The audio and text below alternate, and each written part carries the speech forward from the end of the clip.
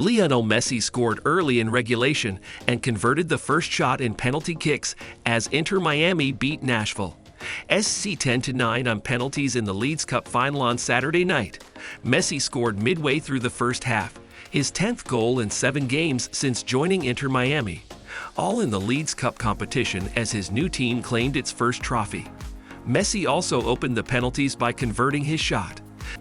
Drake Callender scored his penalty for Miami and then made the title-clinching stop on a shot by Nashville's Elliot Panico.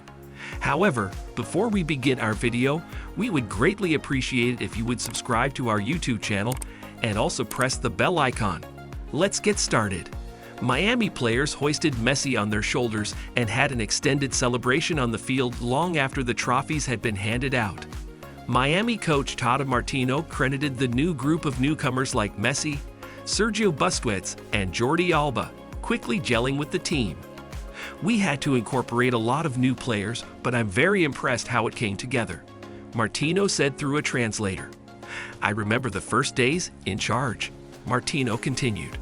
"We needed to do more trainings to give shape to the team, and I was thinking, how convenient it is to move on in this tournament because we can take advantage of this month to play more. But after this month, we are champions." Martino's post-game press conference ended when Miami players burst into the room, singing and spraying champagne on the coach. But the team won't have long to celebrate. Nashville coach Gary Smith tipped his hat to Messi. "You're looking at a game with the greatest player on the planet possibly being the difference in what went on today," Smith said. Callender was proud of the role he played in helping Inter Miami claim the tourney crown. "It's a huge honor to play a role in our first win in a final," Callender said. "It's pretty surreal, very emotional. This team works so hard day in, day out to be able to perform like this on a night like this. And to have it come down to the very end, it was amazing to see the grit, just the belief of what we're capable of. It's something special, and I'm just blessed to be a part of it." Callender said he tried to stay as calm as possible through the numerous kicks. "I just had to stay focused, breathe through it, stay as calm as possible," he said. So I embraced the moment, and I just believed in the work that I put in and the repetitions I put in leading up to that moment, and it just ended up going our way." Messi opened the scoring in the 23rd minute. The ball landed at his feet after a pass from teammate Robert Taylor was blocked. Messi dribbled past Nashville defender Walker Zimmerman and unleashed a bending shot from just outside the penalty box into the top left corner of the goal. A diving Panico had no chance at playing the ball. "It's one of those things where the bounces don't go your way, and his ability to put it in the top corner is what makes him a special player," Zimmerman said. "No mistakes were made on that play. It was a good challenge and a little unfortunate bounce there." Messi wasn't particularly influential before he scored the goal, and the crowd showered him with boos each time he touched the ball. But the stadium erupted in cheers when the 7-time Ballon d'Or winner who led Argentina to the World Cup crown last year scored. Nashville tied the game in the 56th minute when Fafa Picault's header off a corner kick ricocheted off Miami's Benjamin Cremaschi and into the net off goalkeeper Callender. Messi had a shot from the area he had scored from earlier in the 71st minute, but hit the post as the teams played to a 1-1 draw in regulation. Miami striker Leonardo Campana had a chance to win the game in the last play in regulation, but his sliding shot on an open goal hit the post. Messi held his head in his hands when the ball trickled out of play.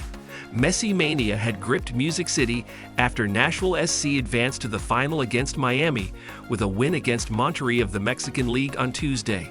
Ticket prices skyrocketed after they went on sale the following day, but eased somewhat in the days before the game. The cheapest seats still cost several $100s. A capacity crowd of 30,109 filled Geovis Park.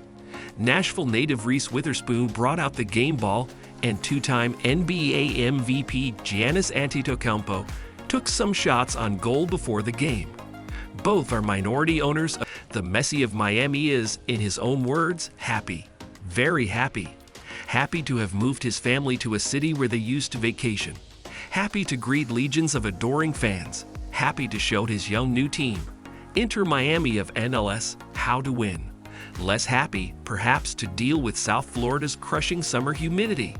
Those were Messi's reflections in the first news conference of his career in the United States, a rite of passage for newly acquired star players that was supposed to take place when he arrived about a month ago. But Messi is not just any player. He is known to rarely speak to reporters. And the circus-like atmosphere that surrounded his first days in town was unlike anything MLS had ever seen, even when David Beckham arrived in 2007. So Messi's moment to meet the American press was delayed until now, after his team had won 6 straight games, which had the fewest points in MLS regular season play before it signed Messi. "I think the team experienced a lot of growth," the soft-spoken Messi said in Spanish, crediting the new coach, Gerardo Martino, the Argentine known as Tata, who had coached Messi at Barcelona and on the Argentine national team, with helping the turnaround. 2 of his former Barcelona teammates, midfielder Sergio Busquets and defender Jordi Alba, have also joined him at Inter. When a reporter asked about the ease with which Messi and Inter Miami have defeated their NLS and Liga MX opponents in the tournament, hinting at the inferior level of competition he now faces compared with Europe, Messi spoke about setting difficult goals for Inter and praised Liga MX and NLS teams' ability to compete. "The Mexican League is a very competitive league, where they have great world-class players," he said. It was clear that Messi, 36, who led Argentina to its first World Cup championship in more than 3 decades last year, was in a more relaxed chapter of his career. Asked if he thought he might win the Ballon d'Or, the award given annually to the world's best soccer player, for an 8th time, he said he was not considering it, especially after having achieved the World Cup. So that's it for today. If you find this video helpful, please give it a big thumbs up and share it with others. Also, if you haven't already, please consider subscribing to our channel. Don't forget to turn on the notification bell so you don't miss any of our new uploads. In the end, thanks for watching and see you next time.